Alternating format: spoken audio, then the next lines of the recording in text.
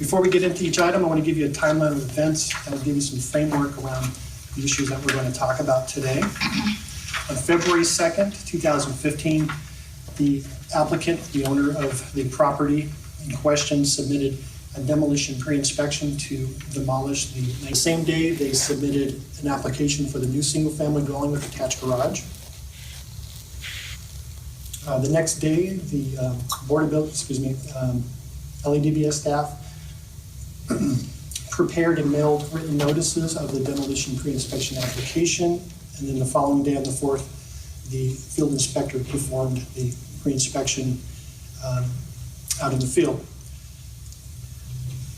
Nearly 90 days later, well beyond the 30-day notice requirement, the applicant was able to obtain his permit from the Department of Building and Safety for the single-family dwelling and demolition of the two existing structures.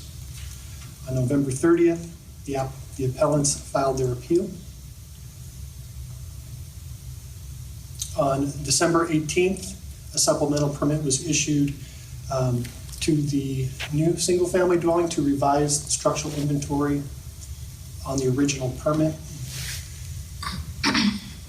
And a few days later, all permits related to the single-family dwelling were finalized. The first issue, the appellants state, we were never given 30 days notification before issuance of the demolition permit of a home older than 45 years as required by LABC Ordinance 13312, which is the LAMC 106.4.5.1. The code requires two forms of notification, one by the department to happen at least 30 days prior to the issuance of the permit. The second notification is the DPI applicant is required to post a notice on the project site. Building and Safety identified the abutting property owners. We created a list in the computer and generated mailing notices on the 3rd of February 2015. Those notices were mailed out.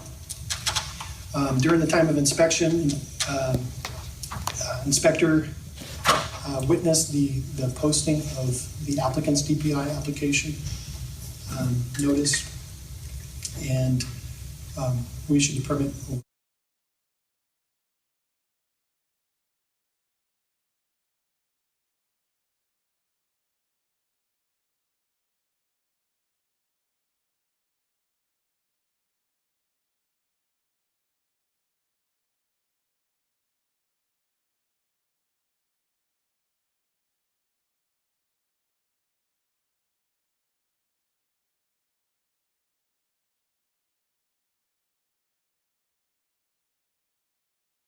Period.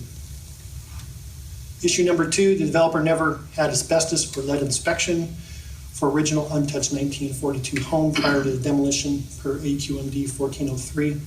The developer does not qualify for an exemption of this law. AQMD Rule 1403 was adopted by the South Coast Air Quality Management District, which is the SCAQMD. The EPA has delegated the SCAQMD as the local enforcement agency for asbestos, okay, not building and safety. Further, this rule does not include lead, any lead requirements, and this rule does not give building and safety enforcement powers, and it doesn't limit us our ability to issue a permit.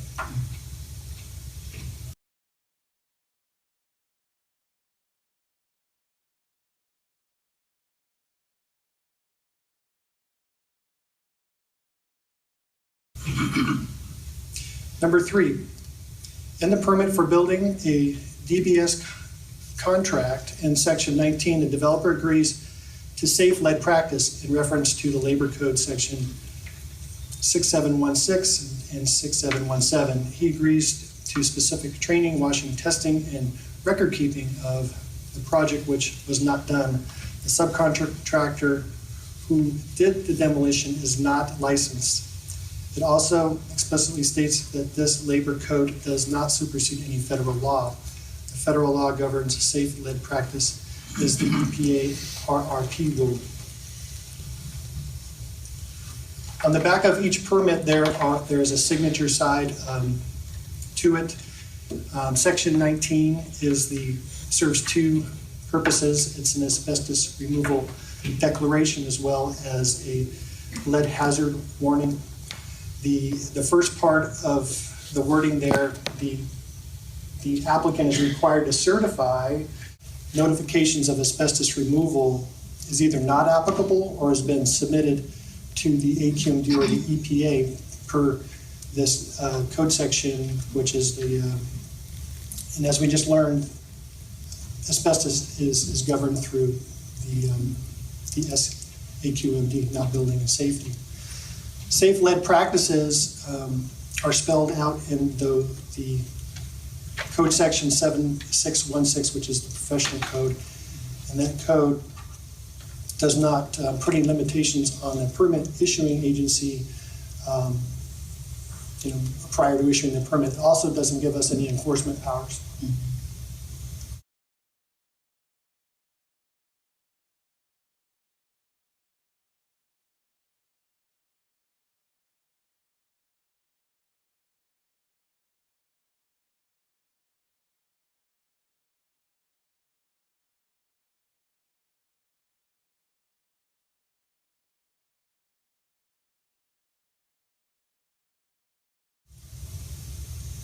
Number 4, the developer is not licensed with CSLB, Contractor State License Board, nor are many of his subcontractors, which is a violation of his other DBS contract. His permit for construction, the contractor that did the demolition, Carlos Lopez Hauling, is not licensed. His electrician, Aiden Figueroa, is not licensed. This makes any means of accountability difficult. We are unable to lodge a formal complaint with the CSLB as recommended by DBS officials or by EPA, thus enabling the unsafe construction practices to continue.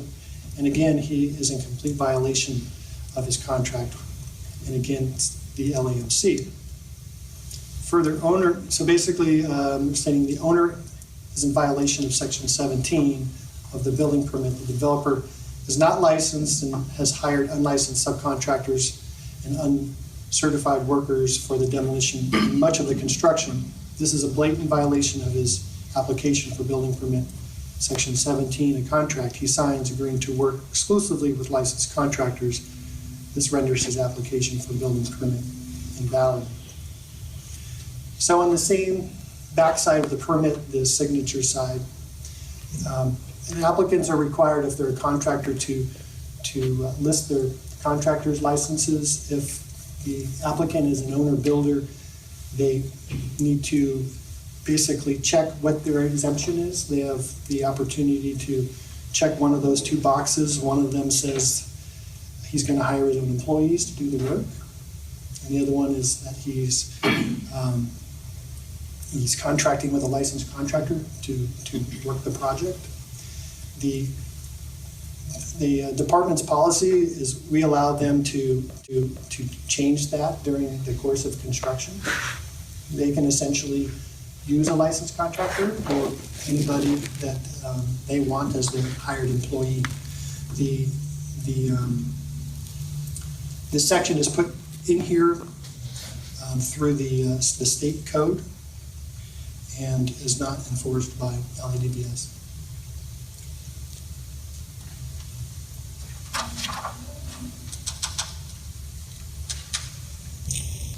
Issue number 5, all attempts at asking for help from DBS to ensure the codes have been met with DBS, stating that they do not have means or precedent to enforce the codes, but stated on the homepage of their website, it is their job and their only job to enforce codes.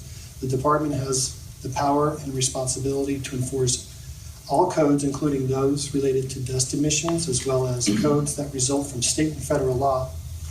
LAMC section 403.1A, subsection A 13468, as well as LABC 104.2.1 and 104.2.4. Additionally, the code grants the department the power enforce the zoning ordinance of the city and address the presence of excessive dust and emissions. When excessive dust emissions are witnessed by LADBS, the code grants the department the power to stop or order the use of water practices to remedy the emissions. The code, these two code sections, 403.1 and 104.2, these are the two sections that grant the department our enforcement powers. In these sections, we'll see that the department is able to enforce city ordinances that are related to construction, repair, and demolition. Grants us the power to enforce zoning ordinances. And yes, the presence of excessive dust. When excessive dust is witnessed by LADBS, the code grants us the ability to stop work and order them to implement some watering procedures to remedy those emissions. And finally, the code does allow us the ability to enforce state and federal laws if it's designated, if those laws designate us those powers.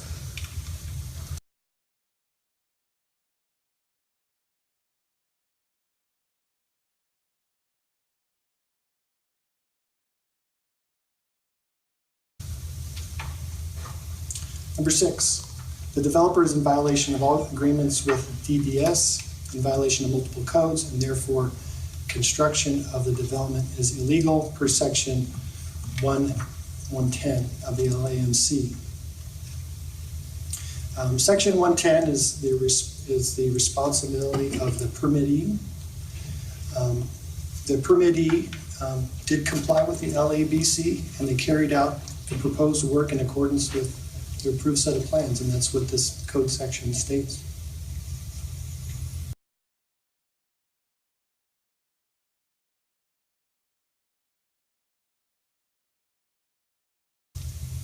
Number 7, we were never given 30-day notice prior to the excavation of foundation as required by LABC 30-07.1.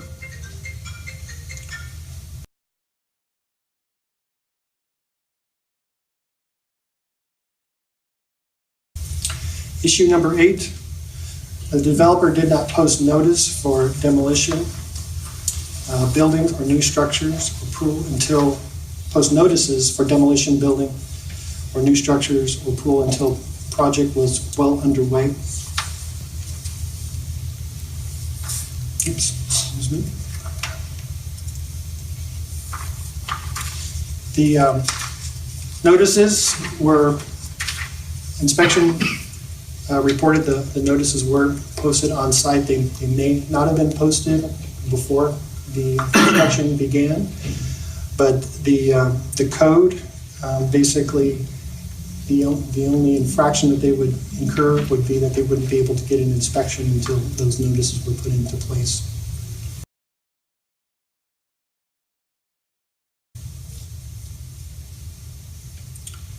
Number 9. The developer never provided a barrier of protection from hazardous dust and debris during demolition of the single-family dwelling and detached garage.